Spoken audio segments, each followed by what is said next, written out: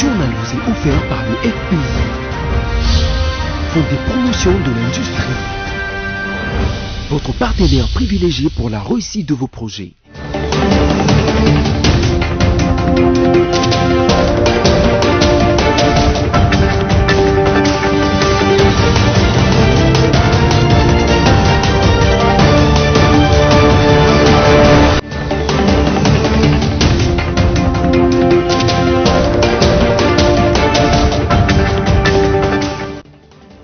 Mesdames, Messieurs, bienvenue à cette édition rétrospective. En voici le sommaire. Pour avoir exercé un mandat brillant à la tête de l'Union africaine, le président de la République, Félix-Antoine Tshisekedi Tshilombo, a reçu les félicitations du président de l'Assemblée nationale, Christophe Mbossoko Diampouanga, ce week-end. Et puis, sur l'affaire du prétendu coup d'État, le porte-parole du président de la République a, via la télévision nationale, fait savoir que les enquêteurs disposaient des indices sérieux à ce sujet. Dans la commune de Kimbanseke à Kinshasa, l'avenue Sikama risque de se couper en deux suite à une érosion qui ronge cette artère.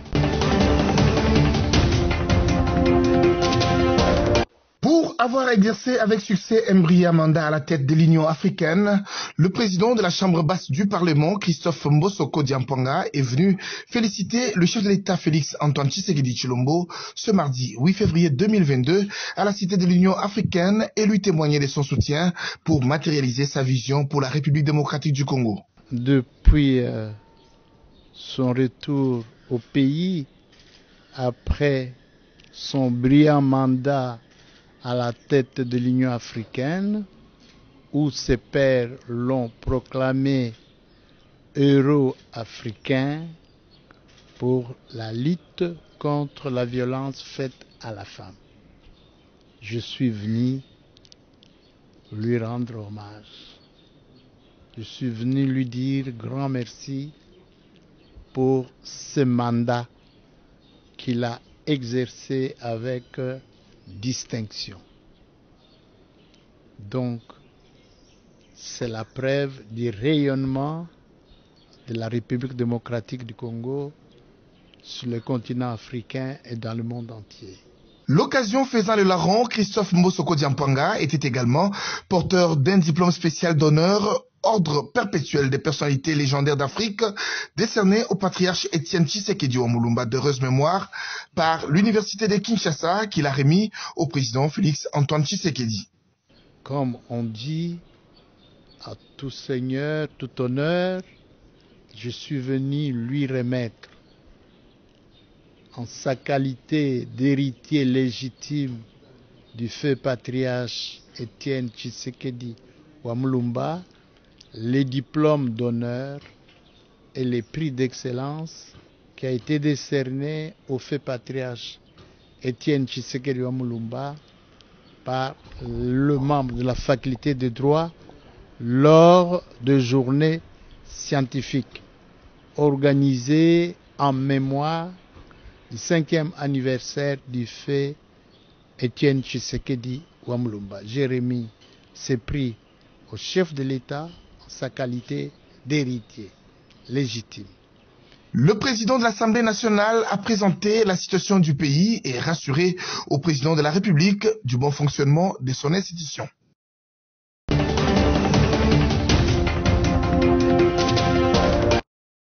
Véritable balai diplomatique ce mardi 8 février 2022 à la Cité de l'Union africaine. Le président de la République, Félix-Antoine Tshisekedi Tshilombo, a reçu dans son bureau de travail tour à tour l'ambassadeur de la République populaire de Chine en République démocratique du Congo, Jung Jing, et celui de la République de France en RDC, Bruno Aubert. 50 ans après, la coopération bilatérale entre la République démocratique du Congo et la République populaire de Chine reste au beau fixe, a indiqué l'ambassadeur de la Chine en RDC.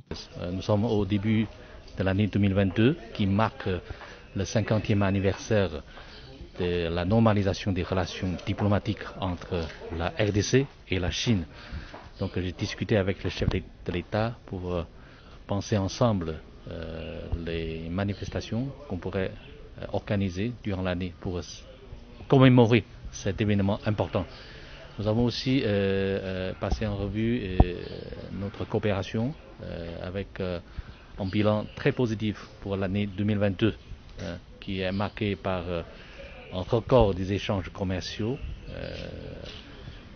aussi par de nouveaux projets qui se sont réalisés. J'ai aussi réitéré durant l'entretien la disponibilité de la Chine à accompagner la RDC dans l'accomplissement de ses ambitions, surtout sur le plan d'amélioration des infrastructures. Le profil à l'horizon du sommet Union européenne-Union africaine était sur la table des échanges entre le chef de l'État Félix Tshisekedi et Bruno Aubert, ambassadeur de la République française en RDC. La France a réitéré sa disponibilité de travailler avec la République démocratique du Congo. Ce qui était au premier plan, ce sont les prochaines échéances diplomatiques. Il y a eu évidemment le sommet de l'Union africaine, la présidence sortante de l'Union africaine, se profile à l'horizon le sommet Union européenne-Union africaine, la visite du secrétaire général des Nations Unies probablement à Kinshasa pour le mécanisme de suivi de l'accord d'Addis Abeba. Cette coopération se porte très bien, nous avons vraiment des projets dans toute une série de sujets qui sont importants pour les Congolais. L'augmentation des engagements de l'AFD, je ne peux pas être très précis, mais on a un horizon de 100 millions d'euros et puis ensuite tout ça est mouvant parce que ça dépend aussi des projets qui sont consommés en instruction et des nouvelles décisions qui pourraient avoir lieu. À en croire l'ambassadeur de la France en RDC, son pays, par le truchement de l'Agence française de développement AFD, s'est dit prêt à appuyer la RDC dans le secteur de la santé et de l'éducation. Nous, sénateurs de l'Union sacrée de la Nation, étant réunis en ce jour, 9 février 2022, dans la salle Kivu au Palais du Peuple, ayant suivi avec attention la situation politique sécuritaire de l'heure, avons déclaré en ce jour ce qui suit. Primo, nous réaffirmons notre soutien au chef de l'État, président de la République, son Excellence Félix Antoine Tshisekedi Tshilombo. Secundo, nous réaffirmons ou soutenons la stabilité de toutes les institutions de la République. Tertio, nous invitons tout le peuple congolais à la vigilance tous azimuts afin de pouvoir assurer à notre pays la paix et le bien pour tous. Ainsi, nous avons déclaré en ce jour, le 9 février 2022, nous vous remercions. Le Premier ministre chef du gouvernement a présidé aujourd'hui la première fois depuis son investiture à la tête du gouvernement de la République démocratique du Congo, la première réunion du mécanisme régional de suivi de l'accord cadre d'Addis Abeba. Vous connaissez ces mécanismes régionaux qui rassemblent tous les pays pour discuter de problèmes de la sous-région. Alors, 5 points étaient inscrits à l'ordre du jour de la réunion d'aujourd'hui, à savoir la présentation du rapport des activités du comité exécutif du mécanisme national de suivi, la présentation des rapports ministériels, la présentation du programme de pacification et de stabilisation à l'est de la RDC et des informations sur la 25e, 26e, 27e, 28e et 29e réunion du comité d'appui technique. Et puis, il y a eu des présentations de propositions du mécanisme national de suivi. Dans cette réunion, nous avons aussi beaucoup discuté de la tenue le 24 février prochain de la 10e réunion des chefs d'État du mécanisme d'Addis Abeba qui permet de discuter du problème de la sous-région. Vous savez que actuellement c'est le président Yoweri Kaguta Museveni qui en assure la présidence et les sommets de la République démocratique du Congo lui permettra de passer le bâton de commandement au président Félix Antoine Tshisekedi. Et donc les discussions ont porté notamment sur les détails organisationnels à la fois du point de vue de la logistique que du point de vue des thématiques qui devront être abordées pour être sûr que cet organe qui est suivi de près par les Nations Unies, parce que la réunion connaîtra la participation du secrétaire général des Nations Unies, Antonio Guterres, permettra de passer en revue les questions de la sous-région et faire le point d'où nous sommes pour être sûrs que la région de Grand Lac est pacifiée à travers cette initiative.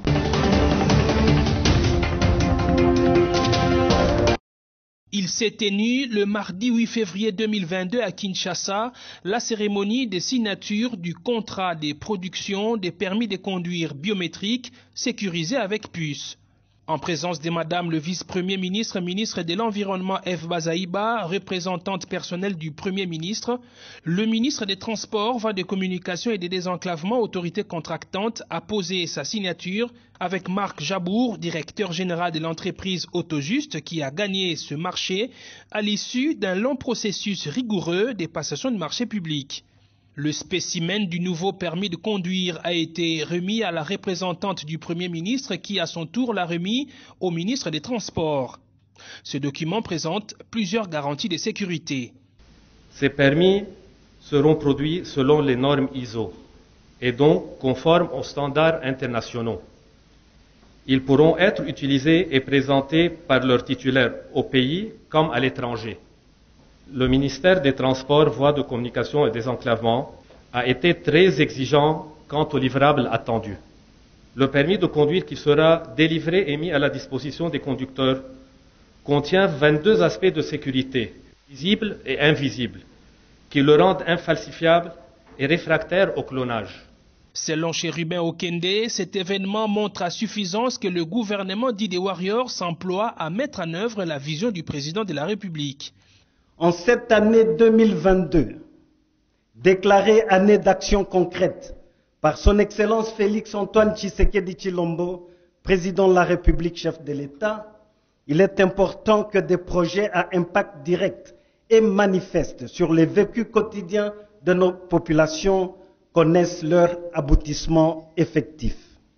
En moins de 12 mois, l'équipe dirigée par son Excellence Jean-Michel Sama Lukonde Kyenge, Premier ministre chef du gouvernement, réussit à faire aboutir un dossier qui était attendu par la population congolaise depuis 2017.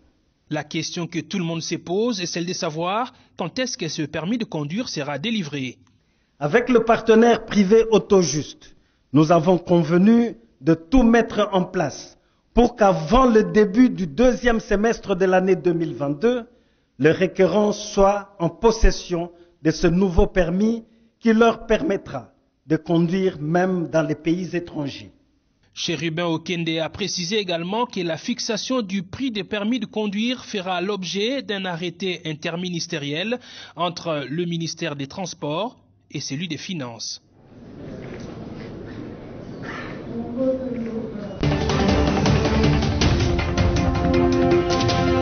La présidence de la République tient à informer la population concernant les récents événements ayant conduit à l'interpellation du conseiller spécial du chef de l'État en matière de sécurité.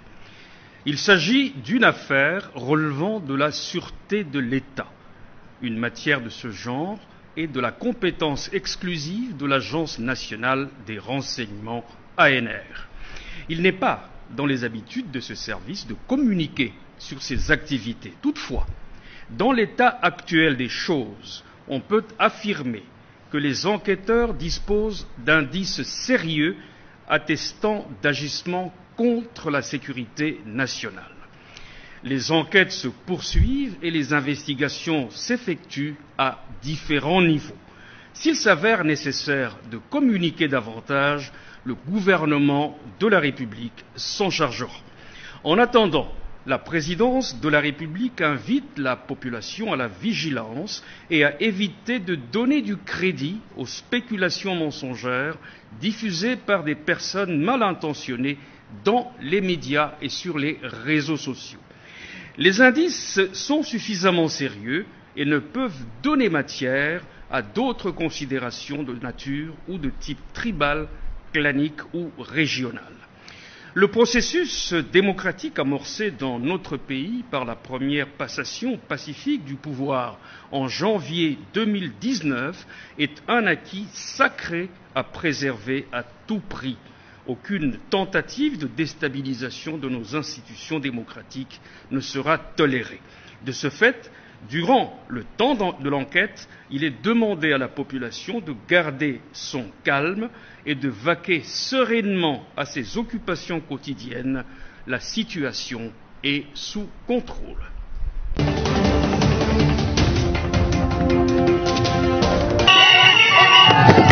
C'est suite à une requête introduite à la Cour constitutionnelle contre la motion de censure de l'Assemblée provinciale du Sud Kivu du 2 décembre 2021 que le gouverneur de la province du Sud Kivu, Théongwabidji Kassi, et son gouvernement ont été réhabilités à leurs fonctions mardi 8 février 2022 par la haute instance judiciaire du pays.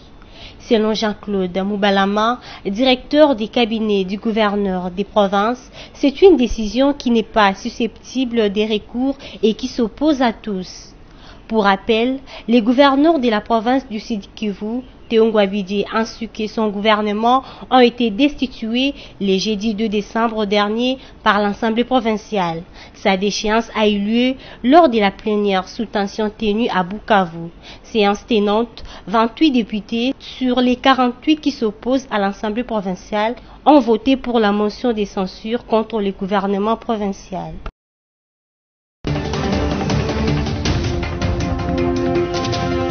Déclaration à la bienveillante attention de son Excellence, Monsieur le ministre d'État, ministre de l'Aménagement du Territoire, relative aux crimes contre les patrimoines mondiaux qui sévissent actuellement dans les groupements de Nyangwe, territoire de Kasongo, province d'Imanyema, et au non-respect des instruments juridiques internationaux ratifiés dont notre pays, la République démocratique du Congo, est partie prenante ou partie signateur. Suite, comme toile de fond, la caravane des esclaves de Nyangwe, un site touristique de renommée mondiale à protéger, dans la mesure où se fit un lieu de transit et de marché pour le commerce des esclaves noirs d'Afrique, dont les traces sont encore visibles aujourd'hui, en l'occurrence les tombes des premiers arabes et blancs négriers décédés au Congo, qui jusqu'à ce jour sont démenés une évidence manifeste pendant plus de 5 siècles. Ce patrimoine culturel, une fois aménagé, sera bien protégé et fera gagner au trésor public beaucoup de recettes pécuniaires à travers le tourisme et par-dessus tout, vu la réalité historique encore récente dans nos mémoires. Cependant, à notre grande surprise, le site est à ce jour l'objet des actes de destruction, de pillage, de vandalisme et d'exploitation des biens et patrimoines s'y trouvant, par des inciviques sous l'œil regardant et passif des autorités tant civiles qu'administratives. C'est pourquoi, Excellence Monsieur le ministre d'État, ministre de l'Aménagement du Territoire, Son Excellence Guy Luandomboyo, nous formulons les recommandations suivantes à votre attention et qu'il plaise à votre Excellence qu'une enquête mixte des institutions concernées soit diligentée en urgence et nécessité pour démanteler ces réseaux des inciviques. Cet atelier organisé par le ministère de l'Industrie permet aux différents participants d'apporter des commentaires nécessaires sur l'étude réalisée par l'équipe Finactu, financée par le FPI avec le BCECO comme maître d'ouvrage délégué, pour ainsi ouvrir la voie à la matérialisation de ce projet qui va permettre d'accélérer le développement socio-économique de la République démocratique du Congo. Dans son mot de bienvenue, le ministre de l'Industrie Julien Paluku a rendu un vibrant hommage au président de la République Félix Antoine Tshisekedi pour sa vision éclairée de faire de la RDC un pays où le climat des affaires reste une préoccupation du gouvernement en vue d'attirer davantage des investisseurs intéressés.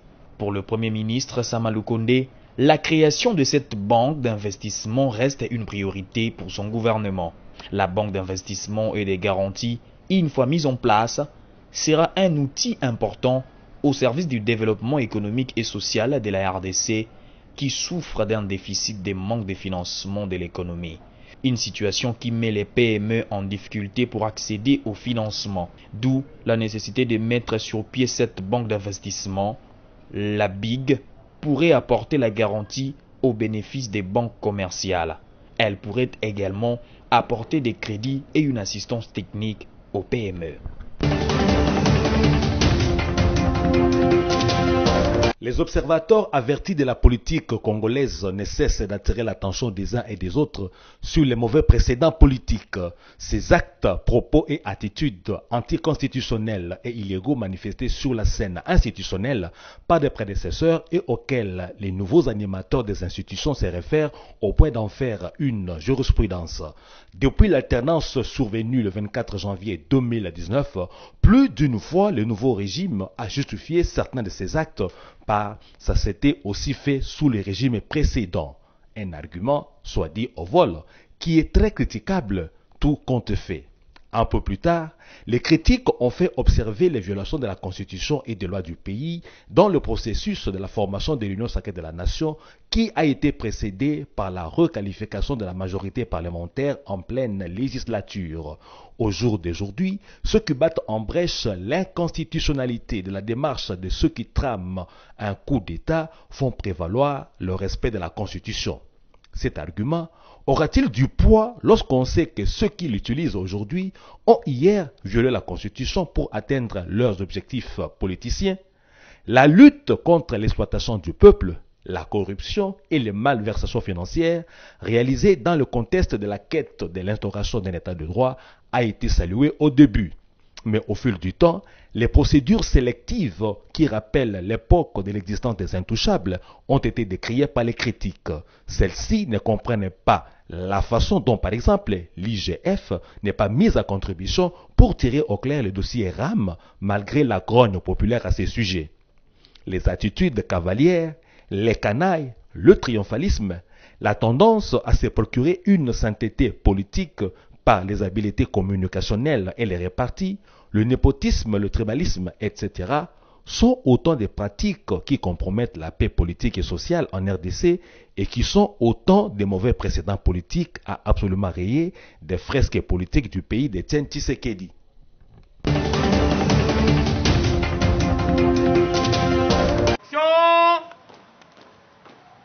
Alter. Gauche. Gauche. Arrêté sur le champ de bataille pour mutilation du cadavre, cet élément de la garde républicaine acheminé auprès du gouverneur militaire. Ces hommes en uniforme n'ont pas observé le règle d'engagement et des comportements avant, pendant et après les opérations, a dit le lieutenant-général Luboya Kanchamadjoni devant la crème militaire. Vous êtes parmi les soldats Bitumba. Mais ceux qui vous ont ça la Bitumba, ils ont un biloko il faut vous respecter. Toyokani, bokei na opération, bosali opération malamu, bozui Nyangarai, bozui Lipri, bozui na ba village nyoso ezalaki pembeni wana. Et normalement vous étiez déjà à féliciter. Le respect aux morts, même après la neutralisation de l'ennemi, c'est une obligation pour tout militaire, a insisté le commandant des opérations militaires à Ituri. Bino awa ndenge bozao, bokei bozui munguna, après kozwa munguna, ba neutraliser munguna, bino bosali yo babengi mutilation. Wana na armée, on ne peut pas accepter ça. Ennemi munguna ta ndenge nini, eza oyo tobengaka règle d'engagement et règle de comportement. Bino kana mibale, il faut boye bango makasi. Munguna ata soki babomiye, vous devez respecter son corps. Vous êtes une armée professionnelle, en plus une unité d'élite. Vous n'avez pas le droit de faire ça. Mis à la disposition de la justice, ces éléments de forces armées vont répondre de leurs actes conformément à la loi, a conclu le commandant des opérations militaires, le lieutenant-général Luboya Kanchamadjoni.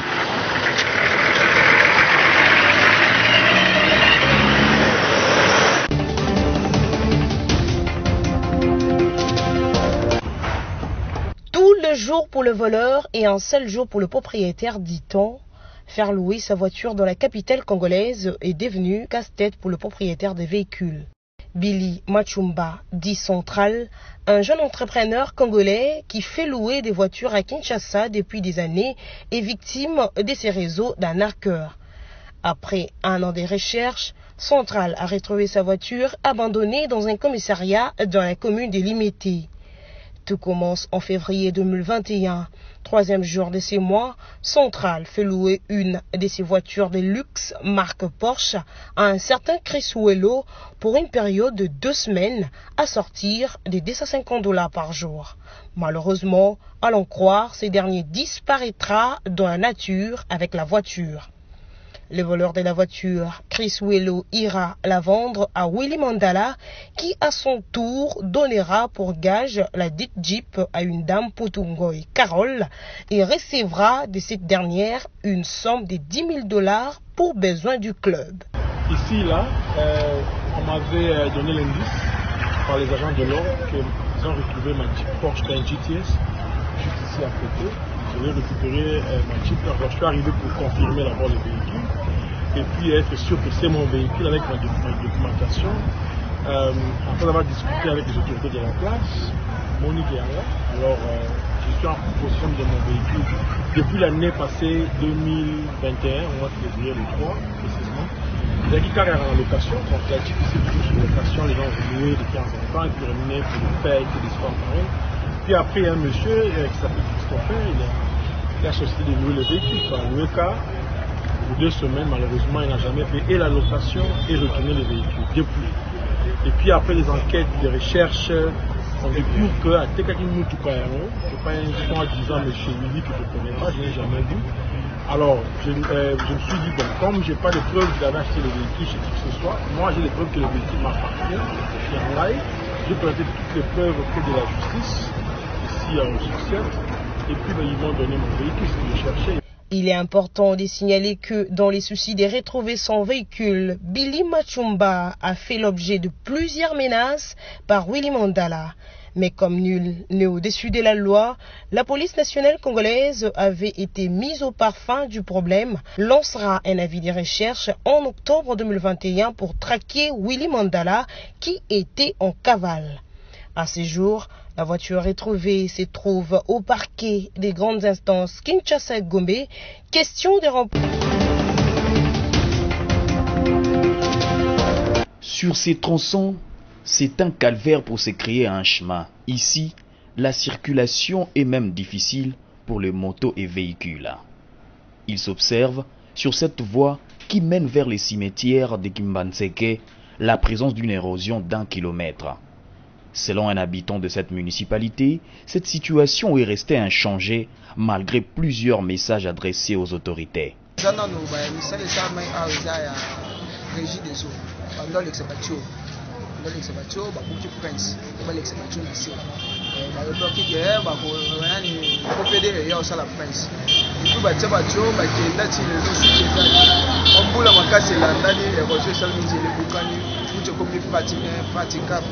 Cependant, un cri de détresse est lancé à l'exécutif provincial de Kinshasa pour la réhabilitation de cet axe routier qui se trouve dans cet état depuis une année.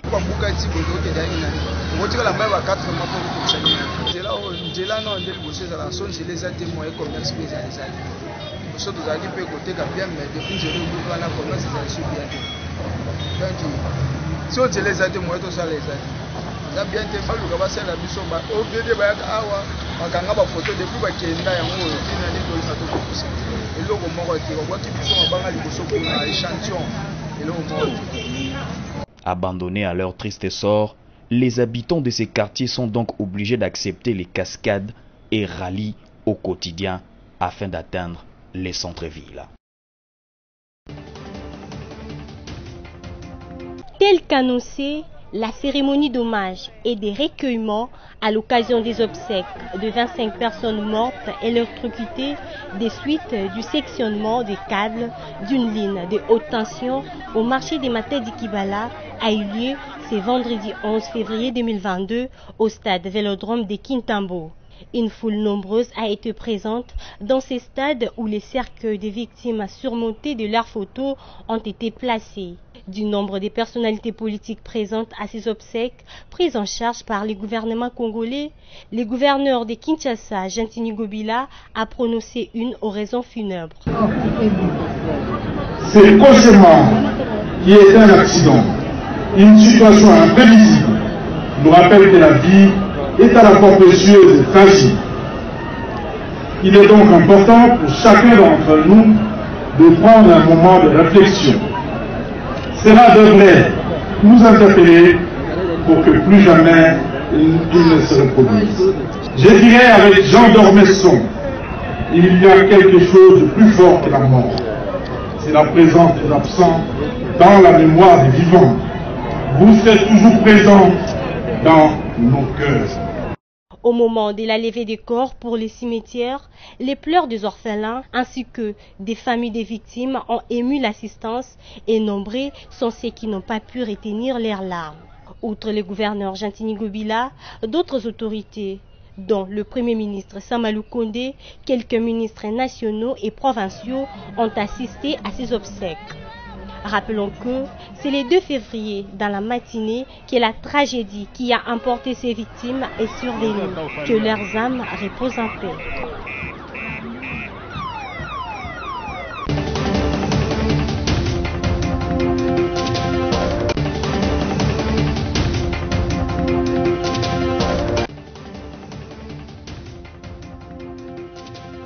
Mesdames, Messieurs, à présent le rappel de principaux titres. Pour avoir exercé un mandat brillant à la tête de l'Union africaine, le président de la République, Félix Antoine Tshisekedi Tshilombo, a reçu les félicitations du président de l'Assemblée nationale, Christophe Mbosoko Diampwanga, ce week-end. Et puis, sur l'affaire du prétendu coup d'État, le porte-parole du président de la République a, via la télévision nationale, fait savoir que les enquêteurs disposaient des indices sérieux à ce sujet. Dans la commune de Kimbanseke à Kinshasa, l'avenue Sikama risque de se couper en deux suite à une érosion qui ronge cette artère. C'est tout pour cette édition rétrospective. Merci à vous de l'avoir suivi.